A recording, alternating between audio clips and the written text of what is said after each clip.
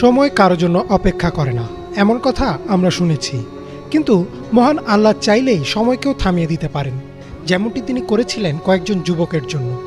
সূরা কাহাফে বর্ণিত রয়েছে এই ঘটনা, যেখানে আল্লাহর কুদরতে ৩০০ বছরেরও বেশি সময় এক গুহার ভেতরে ঘুমিয়েছিলেন সেই যুবকেরা। কিন্তু কেন আল্লাহ কজন যুবকের জন্য থামিয়ে দিয়েছিলেন সময়? কারা ছিলেন সেই যুবক? ঘটনা শুরু হয় বর্তমান তুরস্ক থেকে, যেখানে টাকিয়ানুস নামের একজন শাসক ছিলেন। তবে সেই শাসক ছিলেন অত্যন্ত অত্যাচারী ও একজন পৌত্তলিক, অর্থাৎ যে মূর্তি পূজা করত। তিনি যে শুধু মূর্তি পূজা করতেন তা না, বরং এই ধর্ম তিনি জনগণের উপরও চাপিয়ে দিতেন। তাদের বাধ্য করা হতো মূর্তি পূজা করার জন্য।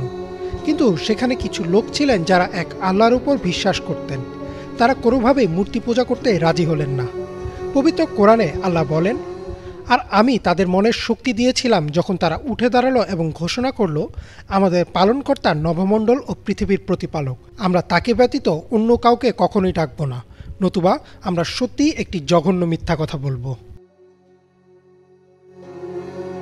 যখন তারা মূর্তি পূজা করতে অস্বীকৃতি জানালো, তখন কয়েকজন রাজার কাছে তাদের বিষয়ে নালিশ করে দিল। রাজা তাদের ডেকে পাঠালেন আর আদেশ দিলেন আল্লাহকে ছেড়ে মূর্তি পূজা করতে, অথবা তাদের মৃত্যুদণ্ড দেয়া হবে। যেহেতু তাদের বয়স কম, তাই রাজা তাদের কিছুদিন সময় দিলেন চিন্তা ভাবনা করতে। আর এই কয়েকদিনের সুযোগে তারা শহর ছেড়ে পালিয়ে একটি গুহায় আশ্রয় নিলেন আর আল্লাহর কাছে রহমতের আশায় দোয়া করলেন। আল্লাহ কোরআনে বলেন, যখন সেই যুবকেরা গুহায় আশ্রয় নিল এবং বলল, হে আমাদের পালনকর্তা, আমাদেরকে আপনার নিজের কাছ থেকে রহমত দান করুন এবং আমাদের এই কঠিন পরীক্ষায় সঠিকভাবে পরিচালনা করুন। গুহায় সেই যুবকদের সাথে তাদের একটি কুকুরও ছিল, আর সেই অবস্থায় আল্লাহ তাদের ঘুম পাড়িয়ে দিলেন। আল্লাহ কোরআনে বলেন, অতঃপর আমি তাদেরকে বহু বছর ধরে গুহায় ঘুম পাড়িয়ে রাখলাম। তারা ঠিক কত বছর সেই গুহায় ঘুমিয়েছিলেন তা নিয়ে বিভিন্ন মতপার্থক্য রয়েছে। তবে অধিকাংশ ওলামা একমত হয়েছেন যে ৩০০ অথবা ৩০৯ বছর ধরে তারা সেই গুহায় ঘুমিয়েছিলেন। যখন তাদের ঘুম ভাঙল, তখন তারা নিজেদের মধ্যে আলোচনা করছিলেন ঠিক কত সময় তারা ঘুমিয়েছিলেন। কেউ বললেন একদিন, কেউ আবার বললেন দিনের কিছু অংশ। ঘুম থেকে উঠে তাদের মধ্য থেকে একজনকে পাঠানো হলো কিছু খাবার আনতে। তবে তারা ভয় পাচ্ছিলেন যদি কেউ তাকে চিনে ফেলে তাহলে পাথর মেরে তাকে হত্যা করবে। কিন্তু এর চেয়েও ভয়াবহ বিষয় হবে যদি তাকে জোরপূর্বক ধর্মান্তরিত করা হয়।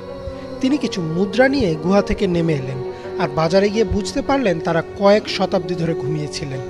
আর এরপরেই প্রকাশ্যে আসে এই ঘটনা প্রকাশ্যে আসার পর এমনকি এখনও অনেকে বিতর্ক করেন গুহায় ঠিক কতজন ছিল তা নিয়ে।